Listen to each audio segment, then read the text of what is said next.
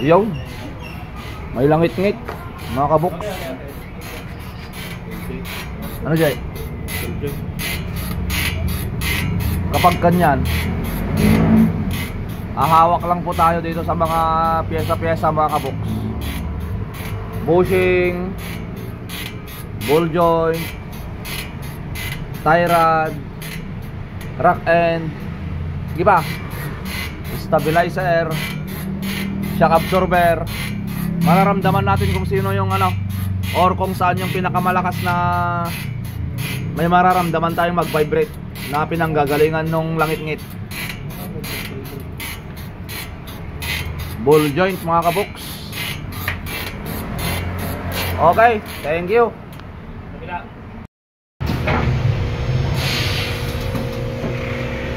Tinataas pa lang, lumalangit-ngit na mga kabuks.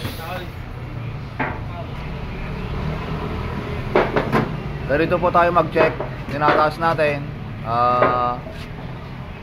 Inaalog natin ng side by side, ganyan, para makita natin kung may kalog. Side by side muna.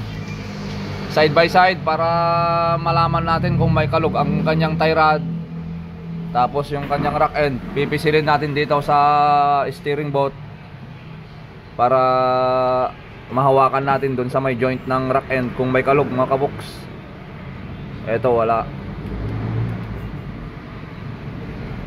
Okay, taas baba. Taas baba naman para makita natin yung mga upper ball joint or hub bearing dito. Tapos nilalagyan namin ng kalang dyan, ibababa. Okay, para ma-check naman namin yung kanyang lower ball joint. Okay,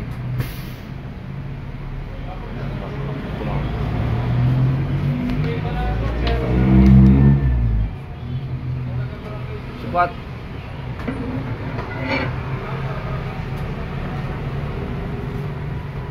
Ayan o, nahawakan niya yung ball joint para maramdaman kung may kalog mga kabuks.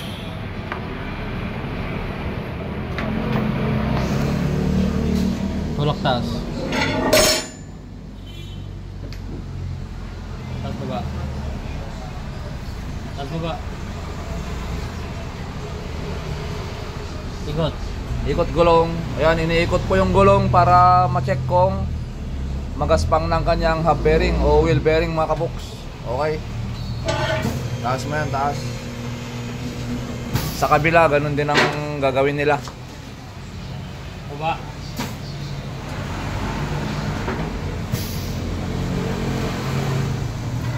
Baba pa, konti. Baba mo na konti, baba pa konti. Hop. Okay.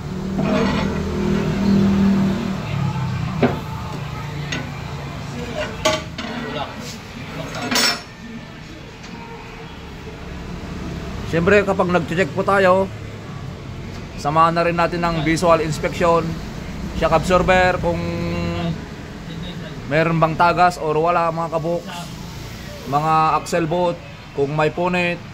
Ayan, tingnan po ninyo kasi kapag napunitan ng axle bolt, dyan na po pumapasok ang tubig tsaka dumi. Upper. Okay, yung kanyang upper suspension, titingnan din yung mga bushing kung may punit na ba or wala pa. Yung mga stabilizer club bushing, ayan, mapapansin po natin yan kung meron ng problema. Magkakaroon ng ano yan, bakat. Yung bakat na nagmumove na itong ano niya, itong bar or kumakalog na.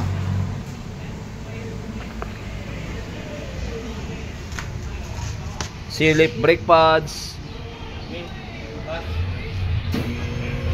Okay mga kaboks, ganyan po tayo nag-check, ano. Ganyan lang po yung procedure natin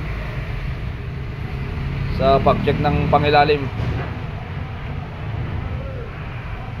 Thank you mga kaboks. Maraming salamat po sa patuloy po ninyong pagsuporta sa ating channel. Maraming thank you po. Peace. Bye bye. Like, share and follow mga kaboks. Subscribe po sa ating YouTube channel. Thank you. Upper lower.